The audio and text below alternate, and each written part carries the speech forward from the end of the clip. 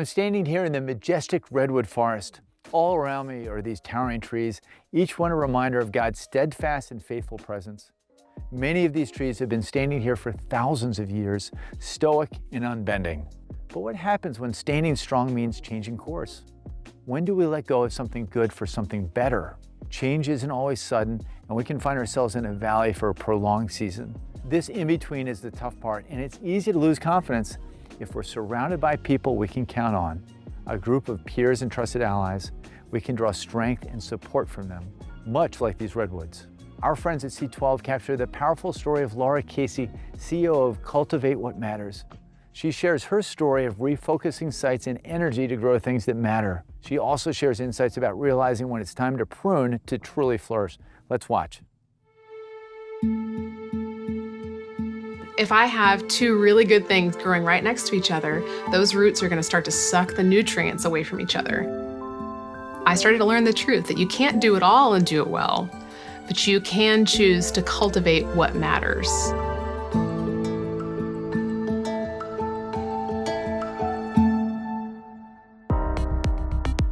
I'm Laura Casey Isaacson. I have a rather untraditional path, and I don't have a degree in business. I have a degree in music theater. But somehow God led me all the way to where I am now, which is owning Cultivate What Matters, which is a multimedia online retail business where we sell goal planners for women and tools to help them uncover their goals, make an action plan, and do something about it. And I have to say that I am not necessarily the most equipped person for this. I have often struggled with leadership and feeling like I'm not the girl for the job. Like I don't have the skills to lead a team. I don't have the background or the knowledge to handle the budgets that we have now. Like, Lord, how did you get me from there to here? I fell in love with the world of wedding planning, and I just thought to myself in my own small little way, what if I could bring beauty into the world through making a wedding magazine? This idea of starting a small wedding magazine snowballed into Southern Weddings magazine. And this is where God's transformation of my life starts to intersect my journey in business. And it was right around the time of our 5th anniversary issue for Southern Weddings. The heart of that issue's theme was love never fails. But for us, we knew the truth that it wasn't our love that never fails, it's God's love that never fails. And when we started to lead with that, everything changed. And we thought, how can we get this message into people's hands and hearts more than just once a year with an annual print issue? And so we decided to create a print, just a gold foil print that you might see on your wall. And so we opened up a shop, we put out the print, and we realized there was some power to this. We started to add more things to this little tiny shop at the time.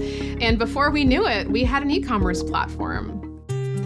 Our business shifted from being primarily about print to having a better ability to tell the stories of women who were on a transformational journey of having an idea and bringing it to reality to cultivate what matters, which was and is the heart of what we do, is helping women to cultivate, which is to prepare the soil for growth. We came to a point in our business where we really needed to get serious about structure and planning and forethought in the business in order to continue to scale at a very healthy level. And so I joined C12 and found exactly what I was looking for. I needed not only godly counsel sitting around that table, but I really needed some tried and true business practices. And that has been an incredible community for me. In our business, which was actually 2 businesses, Cultivate What Matters and Southern Weddings, I started to feel the tension there of how do you grow 2 very successful things at the same time with the same team? And that's where the prayer and the counsel around the table really started to be a pivotal part of my life. And I remember one specific conversation in my C12 group. And they said, Laura, you're crazy. Like, if you were to imagine the growth potential that you have with Cultivate What Matters versus Southern Weddings right now, and growth not just in numbers or dollar signs, but helping women not just in a marrying stage of life, but in any stage of life, that's when the light bulb went off for me. And so around the time of our 10-year anniversary, We said a hard, bittersweet no to Southern weddings so that we could say a really big, emphatic yes to the growth potential we see and have seen and experienced with Cultivate What Matters. Cultivate's growth rates have been anywhere from 60, 80, sometimes 100% year over year. I look back on my story and I think, God, how in the world?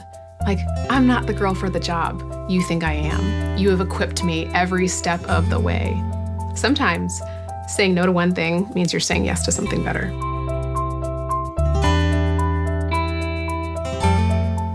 Psalm 23 is a well-known cry out to God by King David. The language is strong and sometimes bleak, and yet there is hope, great hope found in every line. Take verse 4, for example. Even though I walk through the valley of death. At first read, this can seem like such despair, but with context, we come to find out a beautiful truth here. David was a shepherd who had looked after sheep much of his life. This life spent traveling with the flock brought him face to face with all sorts of terrain. And while you and I might think that mountaintops are where we were aiming, David sees it differently. Because it's in the valleys where we find shelter, we find food, we find water. The valley is actually the preferred place to be. In our modern understanding of God and the world, it's hard for us to recognize there's a tension of waiting faithfully on the Lord and boldly taking action. This is the valley. And if we can accept it for what it is, then these moments are more about resting than they are about doing. We know that startups fail on an order of magnitude. How does somebody know when it's time to admit defeat and pivot? We don't want to talk about the valley of death that King David describes, and yet God is right there waiting for us to give us shelter and provision. Talk about this with your group. Invite discussion about a subject that many of us don't even want to consider, much less put words to. We'll see you next time.